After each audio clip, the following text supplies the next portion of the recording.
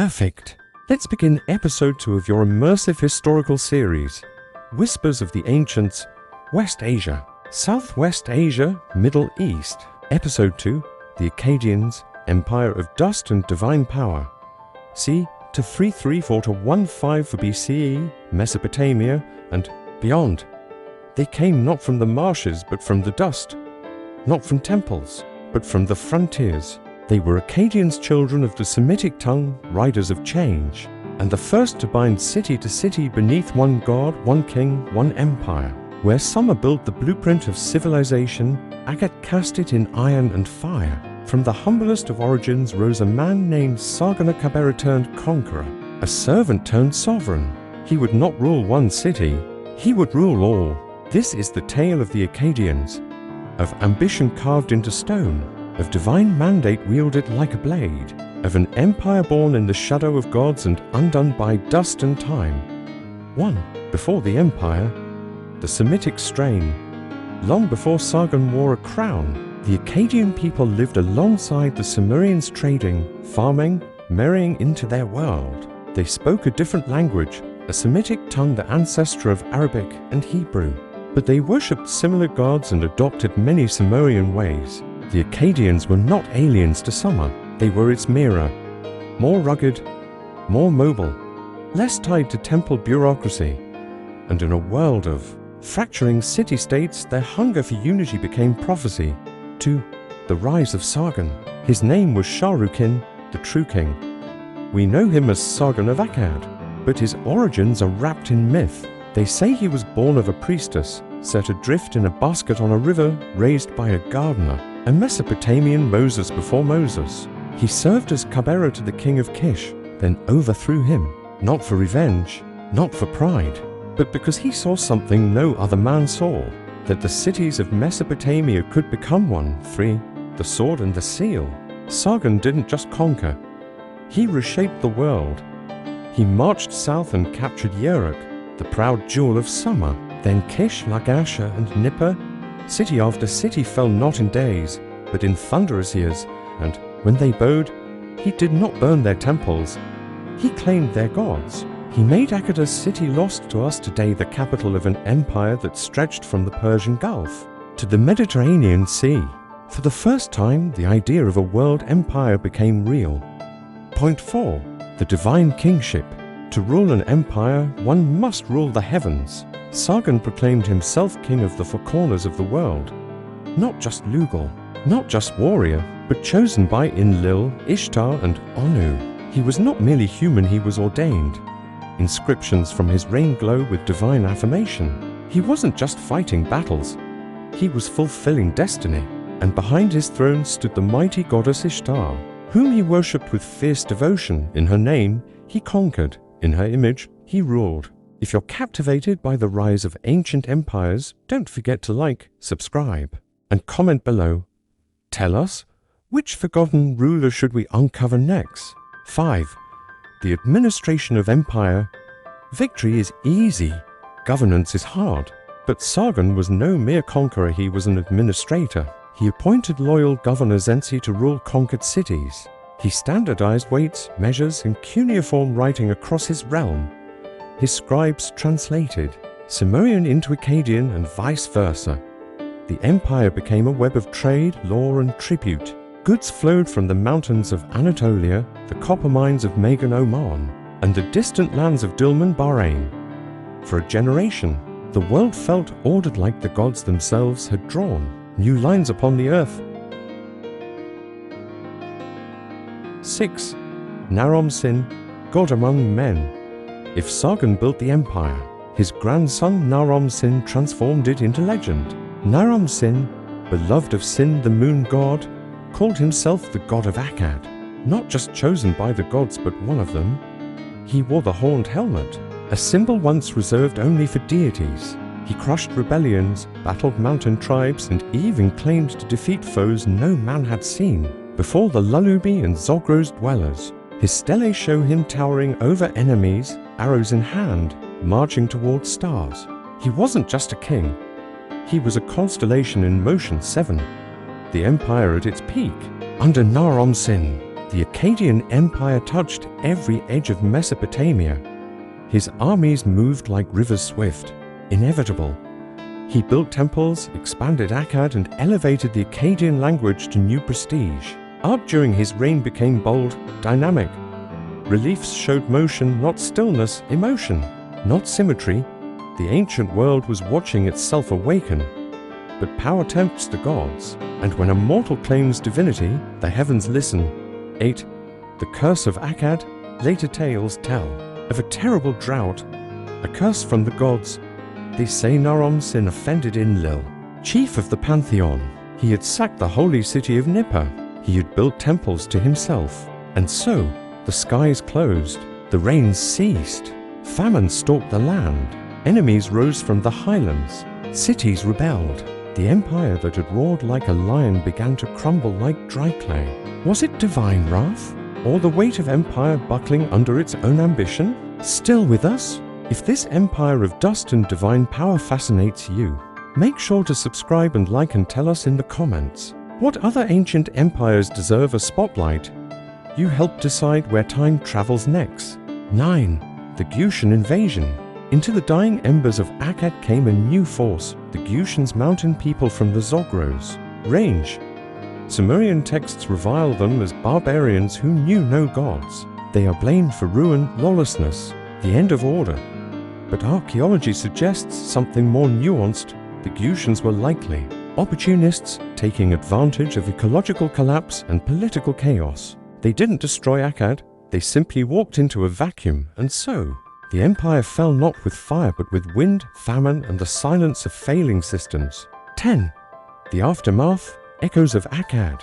Though the Akkadian Empire crumbled, its legacy remained immortal. The Akkadian language became the diplomatic tongue of Mesopotamia for over 1,000 years. Cuneiform spread far beyond Sumer, and the very idea of empire of uniting many under one was planted forever.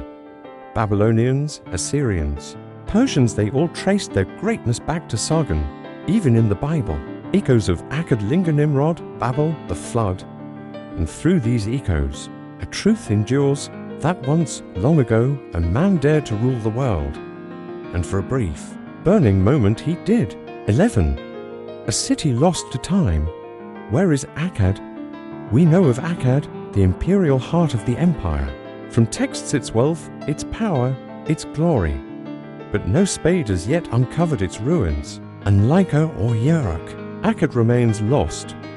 Perhaps buried beneath the silt of the Tigris, perhaps erased by conquest, flood, or time. It is one of the greatest mysteries of archaeology, the vanished capital of the world's first empire. Its absence echoes louder than ruins. It is a ghost that haunts the cradle of civilization. 12. The Akkadian art of immortality. Akkadian culture was more than conquest. It was vision. They shaped cuneiform into poetry, into chronicles, into lore. The stele of Naram-Sin, still studied today, speaks not just of victory, but of divine ambition. A king ascends a mountain like a god ascends to the heavens, his enemies crushed underfoot, his gaze fixed on eternity. They gave us art that breathed, statuary with veins, faces not just carved but expressive, haunted, proud, divine. They wrote their story in stone and sky, so even if the city falls, the story endures. 13. Gods in the flesh. The Akkadians blurred the line between human and divine. Kings didn't just pray to gods, they became gods. This was a bold leap of fusion of politics and myth, and it wouldn't be the last time. Later empires, from the pharaohs of Egypt to the emperors of Rome, would echo this concept, but Akkad may have done it first. In this way, Sargon and Naram-Sin were not merely rulers. They were template archetypes of kingship for the next 3,000 years. 14. The world they ruled.